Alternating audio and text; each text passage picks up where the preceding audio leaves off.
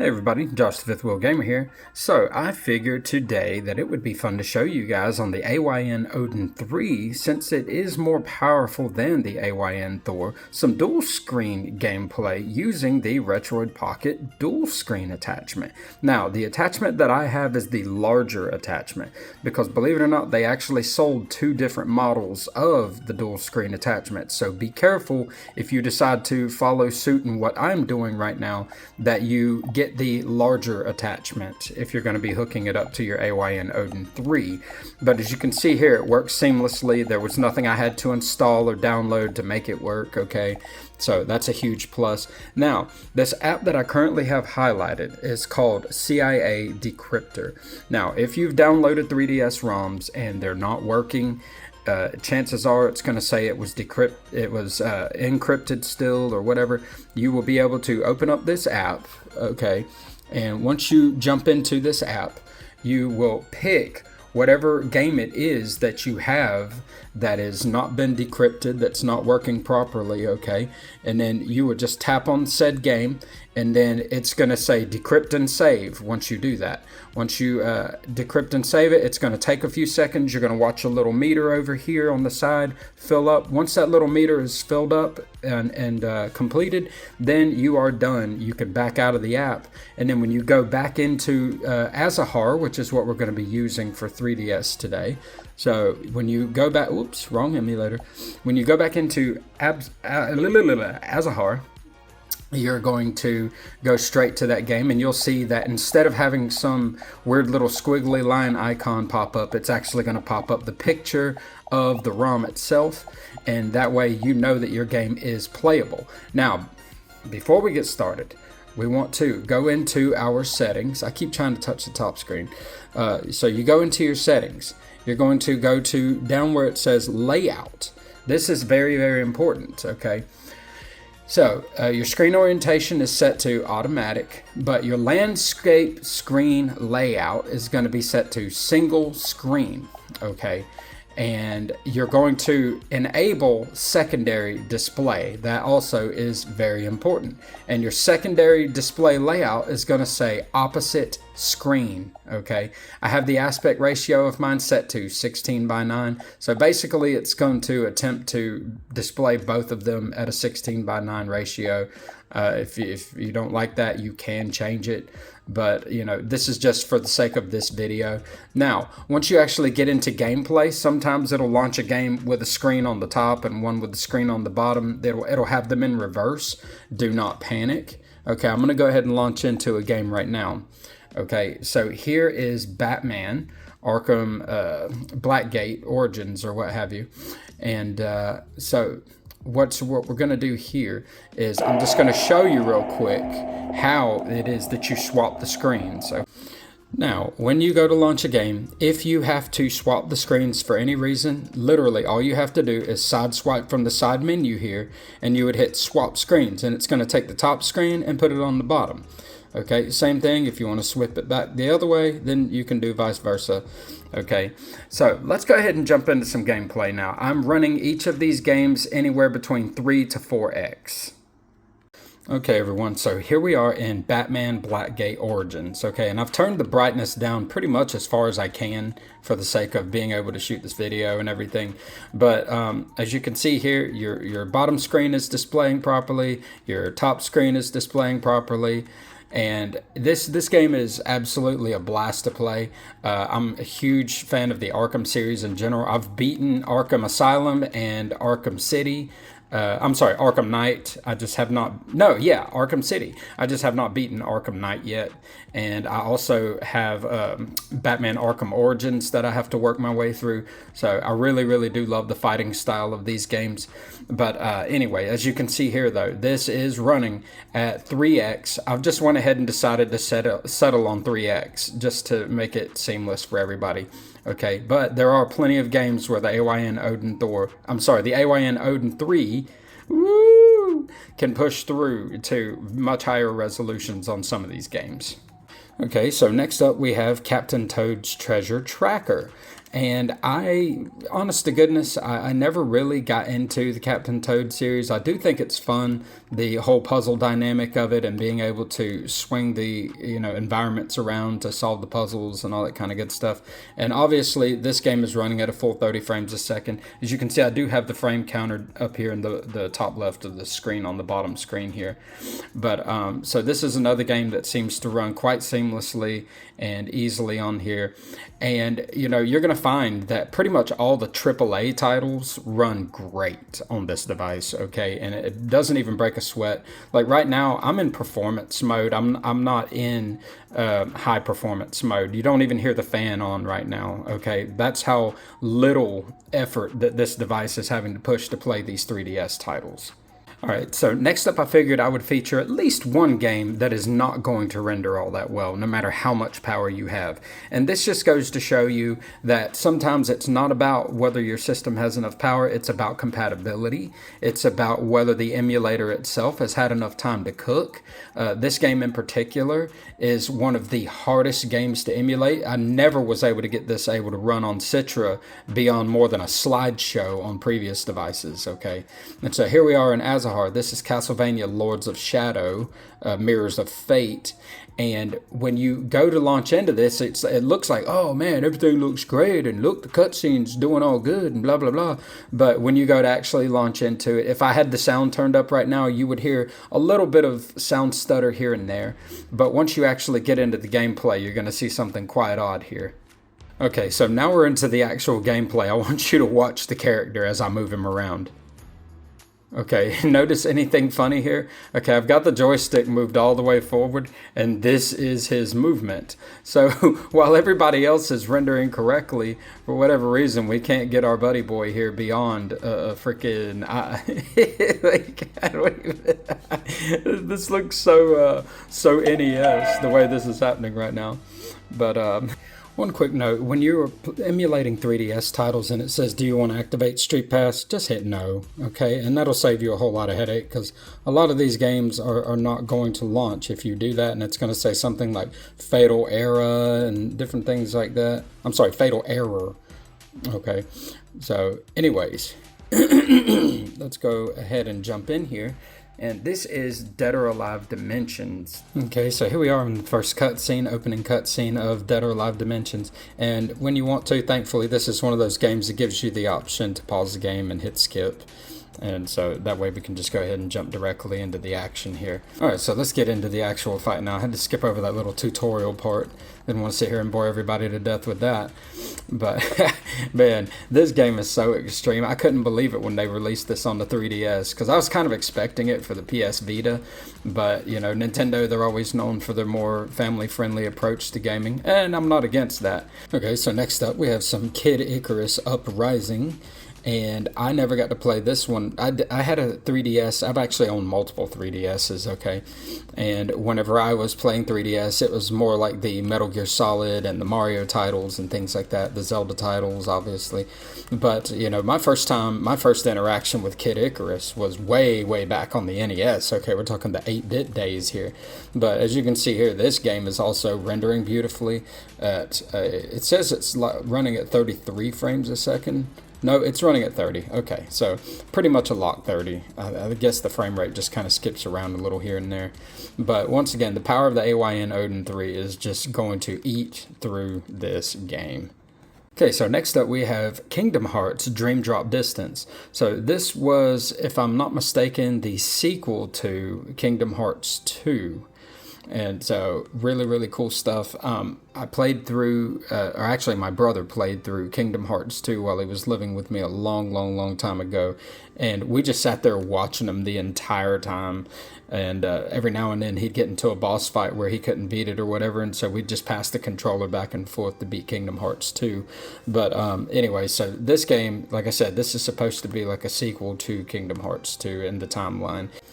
Alright, so next up we have Kirby's Planet Robobot, okay, and I'm a huge Kirby fan, I always will be. By the way, Epic Yarn also works really good on here. Kirby's Triple Deluxe also works really good on here. So any Kirby game you can think of runs full speed at upscaled resolutions, 3 to 4x on this thing without a single hitch.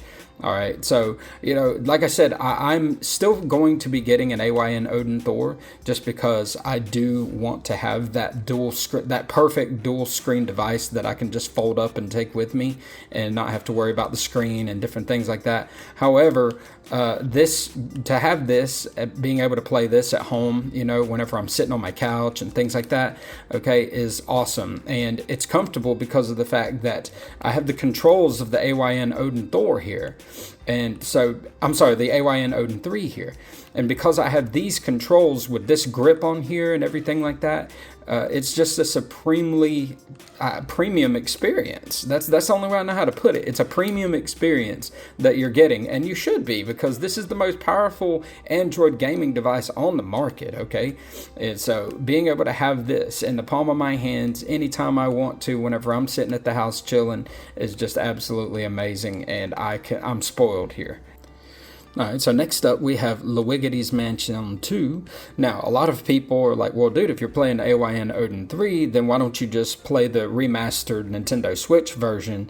And for some people, you got to understand, it's about the experience, okay? My first interaction with Luigi's Mansion series in general was not on a GameCube, okay? I didn't have a GameCube growing up, but I did have a 3DS, and so my first interaction for playing this, being that this is the familiarity for me, is on the 3DS, and so getting to play these games on here makes more sense for me personally. Okay everyone, so next up for the 3DS, we have the Mario and Luigi Bowser's Inside Story and Bowser Jr.'s Journey. Okay, all of your Mario and Luigi games are going to run seamlessly, once again, on this device. Not a problem here. Matter of fact, I don't think they're very demanding at all, because I think you can actually probably run them all on lower end hardware. And so, once again, this just pretty much guarantees that you're going to get the fastest gameplay imaginable, basically, because with this device, with the power that it has, compilations stutter from shader caching is going to be much more. It's just going to be quicker in most cases. And so games that would normally drag out a little bit because of compilation stutters, this is going to eat through them a little bit quicker. And then not only that, but as per usual for every 3DS title, once you've ran through a particular scene or environment once before and it's already cached, then it's just going to run through it the next time without any problems whatsoever. And so, like I said, all your Mario and Luigi series games, whether it's Paper Jam or Dream Team or Superstar Saga, all of them are going to run great on this device. Are you tired of dealing with the glitches of Mario Golf World Tour, trying to run it through the Dolphin emulator? Well, then jump on your AYN Odin 3, and, well, I mean, you're going to run it great if you run it on, you know, if you run it on the AYN Odin 3. But for some people, once again, it's about the experience. Some people didn't get their start playing Mario Golf on the GameCube. Some people got their start playing it on a 3DS. And so here we are with Mario Golf World Tour. And let's go ahead and jump into some gameplay here. Alright, so as you can see, here I am with Mr. Mario here on World Tour, and we are about to hit this ball as far as we can whack it. And the layout on the 3DS is obviously going to be very, very much different than your GameCube version of this game, but some people are going to prefer it. Some people like the shot style a little bit better. Other people are going to hate it. And so it's all in perspective. It's all in, you know, how you want to play this game. Hey everybody, Editing Josh here. So, just to let you guys know, there is a power glitch with this cord from time to time where the game may freeze because of, I guess, a surge in power or something along those lines. There's not exactly a known fix for it except for unplugging the dual screen attachment from the bottom of your Retroid and then plugging it right back in and then resuming your game that way. But that stated, I would save my games as often as possible when you hit new checkpoints, just in case you run into this issue. But it seems to me like the only times I've been having this issue is when I'm switching games. But that could just be because right now I'm just testing for you guys. Hey guys, Editing Josh here. One last thing.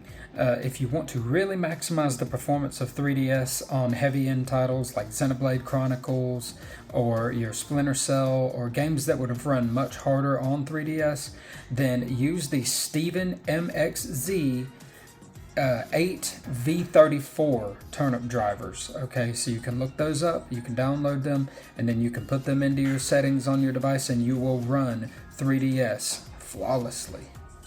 Okay, so next up we're doing Metroid Federation Force. So let's just go ahead and jump right into this one. I'm excited about this one.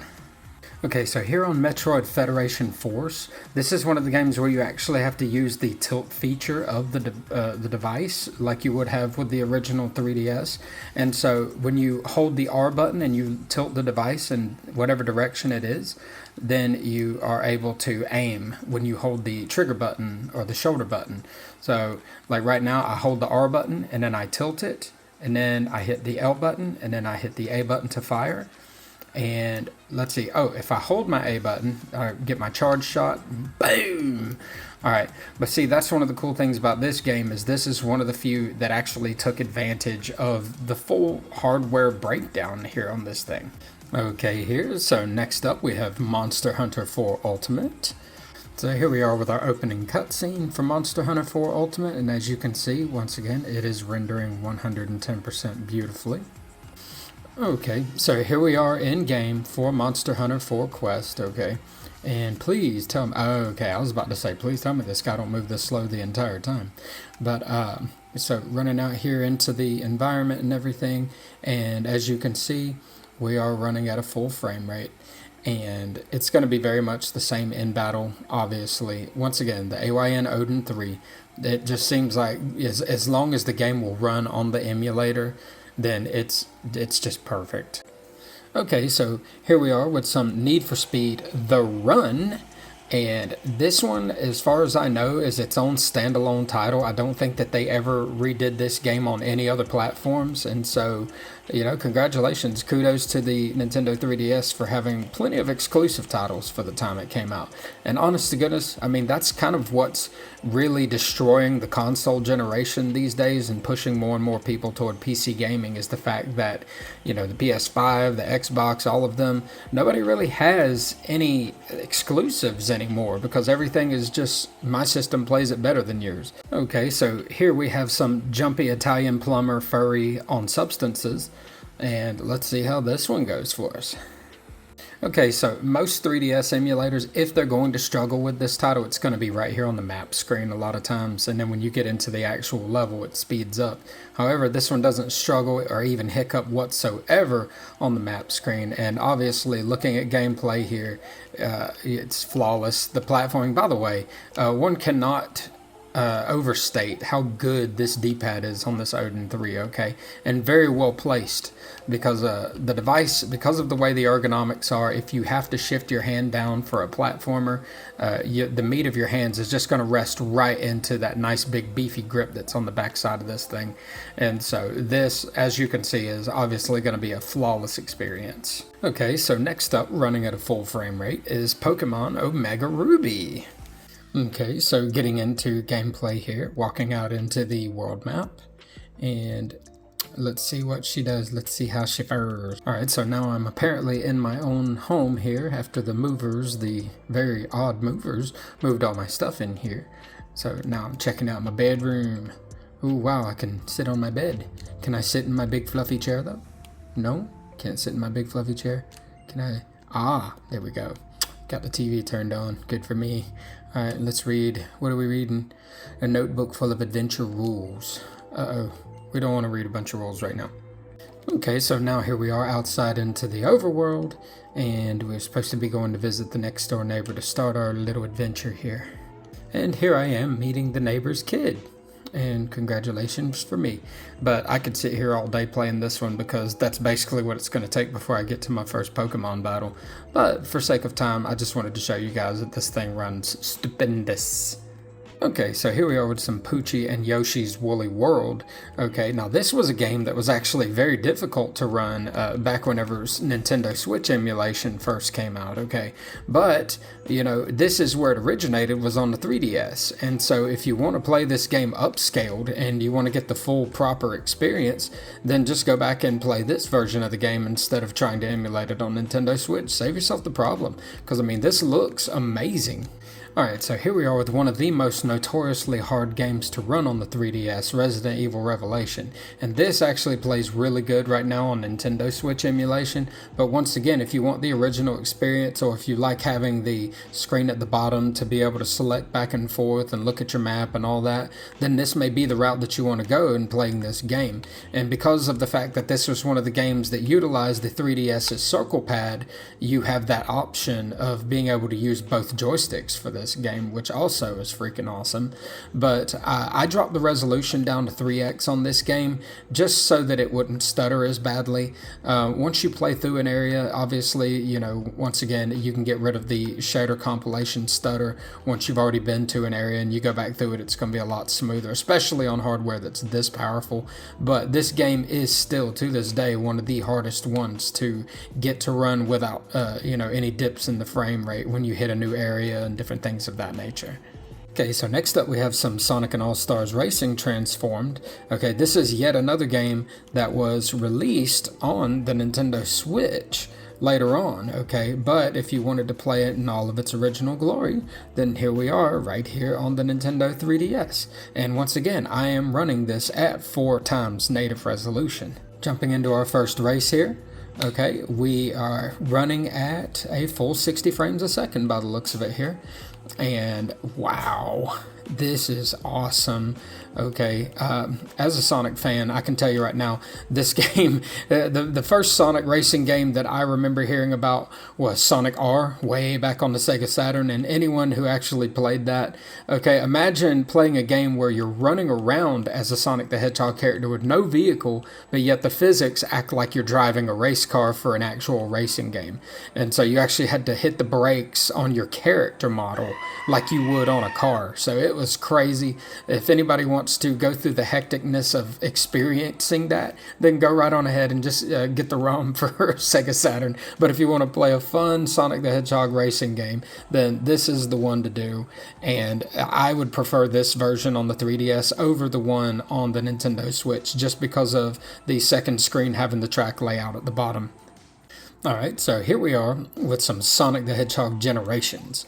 Alright, and this is another game that was actually pretty hard to emulate early on, and so it's going to be running at full speed. You may get an occasional compilation stutter with this one, but even so, I mean, definitely well worth the playthrough.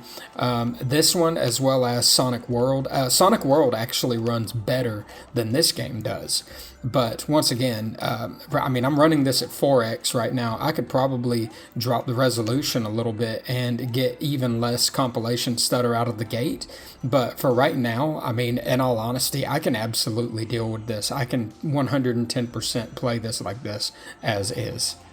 Speaking of Sonic Lost World, okay, I figured I'd go ahead and put it on here. So basically, it looks to me like Sonic the Hedgehog took the Super Mario 3D World, or no, actually, it looks more like they took the Mario Galaxy approach and said, hey, we can do that too. And so we ended up with this game, which I actually don't mind that. If it, once again, if it ain't broke, don't fix it. And so I would definitely run with that approach for this game. But this one, as I said, runs even better than Sonic Generations. And you would think that this one would be the harder to run game, given the, you know, the way that the 3D graphics are on this. But apparently not. I mean, this looks tremendous to me. Alright, so here we are back again with everybody's favorite plucky little plumber, and this time we're jumping into some 3D land. And so when I got my Nintendo Switch and I got Super Mario 3D World or whatever, and, you know, basically when I looked at this game and that game side by side, I was just kind of like, man, you know, the 3DS was really, really onto something, man, when it came to graphics for their time period coming out. Because for the low-end chipset that they were using, man, one thing that Nintendo is definitely a master of is optimization for the hardware that they use. Because they find ways to squeeze every last ounce of energy they can out of the hardware that they use for any of their titles. And so, as you can see here, though, this is once again running at 4x native resolution and very, very well. And so anybody who wants to play their main man is definitely going to be able to jump up on it with this thing. So here we are with some Street Fighter 4. When you go to fire up this game and it asks you if you want to receive notifications, just say no. That way you can get straight into your gameplay. So anybody who goes to play this game knows that the only other versions you're going to be playing of this, if you decide to do it outside of 3DS, is going to be like PS3 emulation or Xbox 360 or, you know, whatever other systems you can find it on. But it's like, why would you want to do that when you can literally just upscale the living crap out of this and then play it right here on 3DS emulation the way that it was originally intended?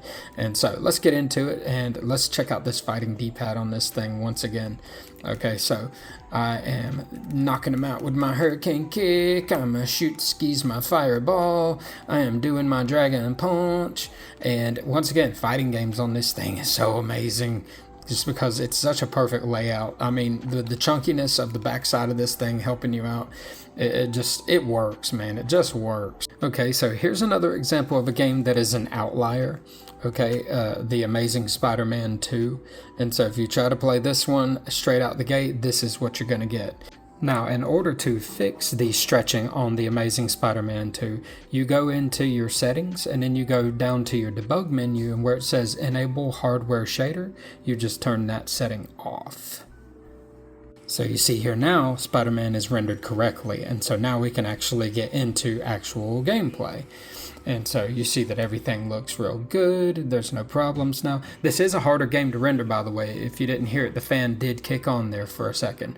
But yeah, this one, all you have to do on the AYN Odin 3 is change that setting.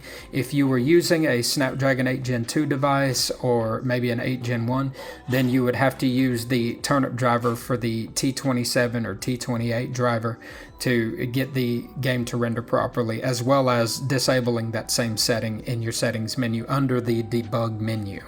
Okay, and so here we are in some actual gameplay so that you can see how it renders. And I probably should have turned the brightness up a little bit, but I mean, for right now, the camera seems to be picking it up just fine. I'm just blind as a bat, that's all there is to it. But you can see here, once again, the fan is kicking on with this thing because this is a graphically demanding game. Okay, so here we are in A Legend of Zelda: A Link Between Worlds. Now, that same setting that I toggled off on the last game, I have to toggle it back on for this game. And so, unfortunately, right now, we don't have the opportunity, at least not that I've seen in the settings of Azahar, to do per game settings instead of having to do everything globally when you go to set a setting up. So just remember that if there's a game that you have to change the settings to get it to work, if you go to launch into another game and all of a sudden it's not working, make sure that you put the settings back to what they were originally. That way that game can go back to working for you. So anyways, here we are in The Legend of Zelda, and this is one of those games where whenever you were out here in the open world, as soon as you got to certain points, it would have compilation stutter when you were going from screen to screen. Alright, so now that Link's done chit-chatting with his girlfriend, you can see here, look at how quickly it's shifting from screen to screen, okay? That is unheard of, because normally in this game, the minute that it goes to make a transition like that, to go from one screen to the next, the compilation stutter normally takes like 2 to 3 seconds. But you can see here, it is lightning fast, and this is on stock drivers. There's no Turnip drivers that I'm running or anything of that sort to make this game run this quickly, okay? This is on stock drivers, so the AYN Odin 3 is just awesome, man. Alright, so next up, here we are with The Legend of Zelda Ocarina of Time 3D. And everybody who's ever played this game knows that, like, graphically speaking, this game was so far superior to the N64 version. And so being able to beef it up to 4 times native resolution for this game, and then just looking at how well they did with the character animations and the fact that Link's eyes don't look like a glass doll like they did in the original N64 Ocarina of Time. It's just amazing. So let's get into some gameplay real quick. Alright, so here we are getting into some actual gameplay for this game, and you can sit here and you can look and you can see that frame rate is not really an issue anymore, because the N64, the original one, was running at such a low frame rate, it was ridiculous. And so here we are looking at this game running at a lock 30. It is just absolutely beautiful. And the not Ocarina of Time, but Majora's Mask is going to run the exact same way as this. So whatever performance I'm getting out of this game, you're going to get the same performance out of Majora's Mask on this one. Anyways, my dear friends, here we are with some Kirby's Triple Deluxe, and I figure I would finish everything off with this one right here. And so, because I love Kirby games, and you know, this device, once again, is so cutting bleeding edge, okay? And the things that we're capable of doing with this thing, because this right here video is not the last one you're going to see of me with this device. Just letting you guys know. I actually have an Xbox 360 video in the works right now with this device and the Retroid Pocket 6. And I would want to throw in my AYN Conquer Pocket Fit with the G3 Gen 3 into that. But if you have the G3 Gen 3, just understand this. You've got a Snapdragon 8 Gen 2 on crack, essentially, is what you've got. You've got a device that is going to be able to take advantage of all the driver support that the 8 Gen 2 has, except it's about 30% more strong. And so you'll be able to play games that you can play on the Snapdragon 8 Gen 2. You'll be able to play them, but you'll be able to play them better. And that is the advantage to that chipset over the Snapdragon 8X Elite, is there are some games that are actually going to run better on an 8 Gen 2 because of the fact that the 8 Elite has not had as much time yet to get graphics drivers cooking the way that the 8 Gen 2 has, and because of the fact that the G3 Gen 3 is built essentially on the same software or whatever, it gets to take advantage of all that driver support that the 8 Gen 2 had. And so anyways, I hope that this video is a good showcase, that you guys enjoyed it, and if you like this video, then like and subscribe and share this content, because I really do want this channel to grow, and I put out new videos every week. I try to get at least 2 videos a week, sometimes more than that if I've got time, but I really do just want to be a place where people can come and enjoy themselves and relax and check out some of their favorite games and maybe make a decision on a new handheld for their collection if they so choose. So anyways, I'm Josh Fifth Wheel Gamer, and I am out of here. Like and subscribe for more great content, share and comment down below.